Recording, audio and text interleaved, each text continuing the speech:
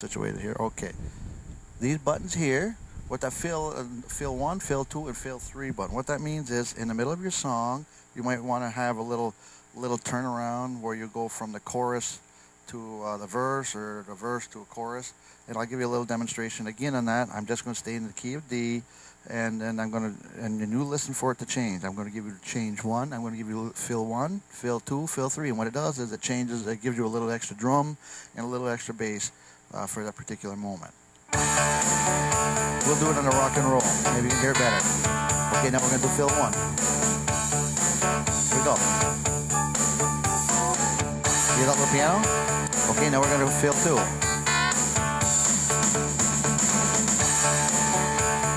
Now we're going to do fill number 3.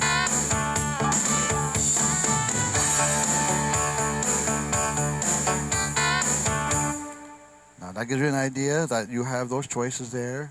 You will use those keys because it makes the song interesting, stretches it out a little bit, but it also gives you a little pause there, and keeps everybody's interest in there. Don't know what you're going to do next. And let me see if I can zoom down on that. I think you can see it pretty good. Right there, fill 1, fill 2, and then fill 3 in the middle of your screen. I'm going to go back up. Now we're going to make one move over here.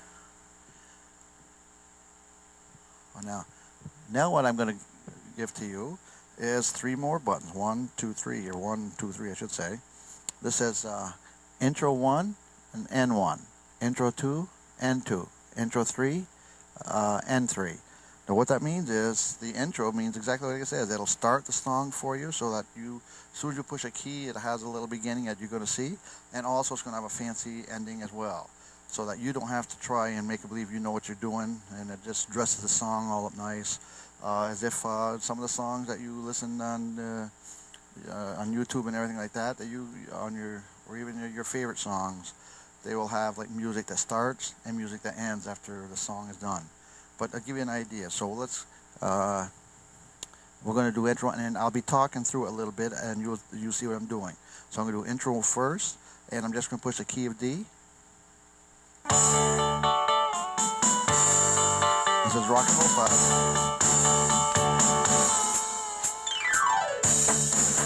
Now that's the intro, and here's the ending.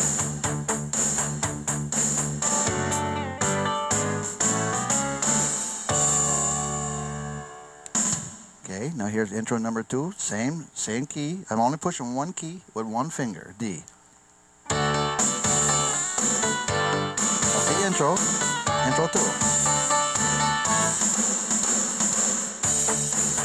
Now I'm going to end it.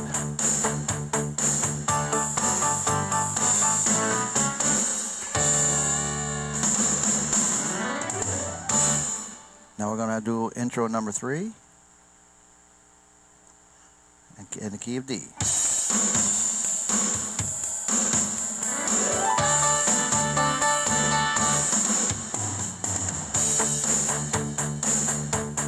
And then I'm going to end it.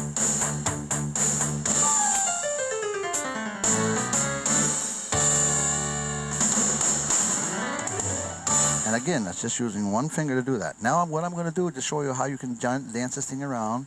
I'm going to start my intro with number 3, and I'm going to end it with number 1. So you can swap these around. You don't have to go in a certain way. After you get used to where these buttons are and what they do, you won't even hardly have to look at them. But anyway, I'm going to start with intro number 3 in the key of D. And I'm going to end it in number 1.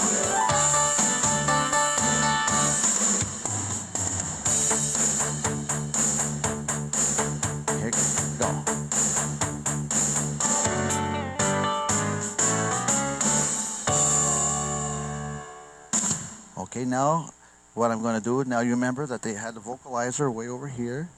The vocalizer, you had A, B, C, D. So when it's in your rock and roll mode here, I want to give you an idea what that sounds like. We're going to start with the intro 1, then I'm going to push B, C, and D, and you watch how that changes. And then I'm going to end it in D, but I'm also going to end it with ending number 3. We're going to start with number 1 and end with 3. So here's...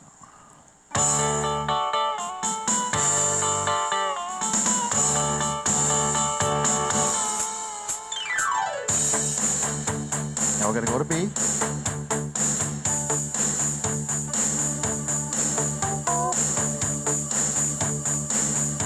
C.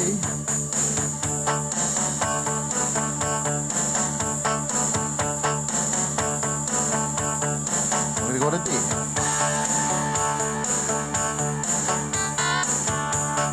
And I'm going to end it in 1.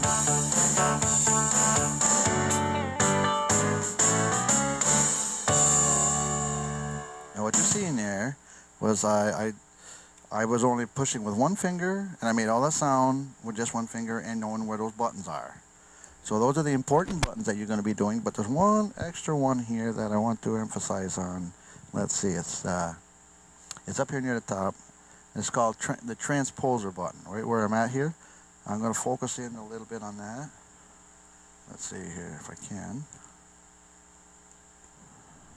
Transposer will bring, each time you push it, will bring a certain key down a half a semitone. And if you push it 2 times, it'll bring it down into a different key.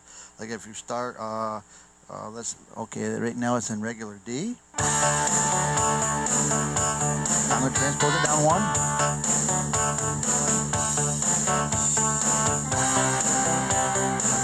And what that is now, that's in the key of C. If I bring it down 1,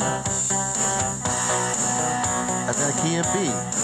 I can bring it down 1 more, and when I push it, it'll change it. That's B flat. Or you can go the other way. I'm going to bring it back up to a normal D. Get a normal D. Now I'm going to go up 1 step. That's A flat. And I'm going to go 1 more, and that's E. So that gives you an idea. That will be a real lifesaver sometimes, especially if you're singing a lot of songs.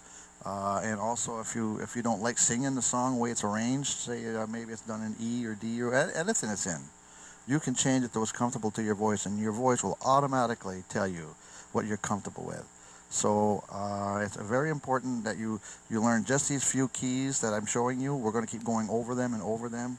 Of course, you're going to have a few extra that I haven't really told you about yet. Right here, you got the volume for the keyboard and for your voice on here, because you're using your microphone to go through the keyboard. But you can use this, and I'm going to show you see how we can change it up and down very easily. Okay, so that you got control of that. Now that also raises your voice up and down. So and there's a voice slider in the back of the machine, so you can do that separately. So your voice is either higher or lower than your music. Of course, you always want it to be higher. Now what I'm going to do is move you over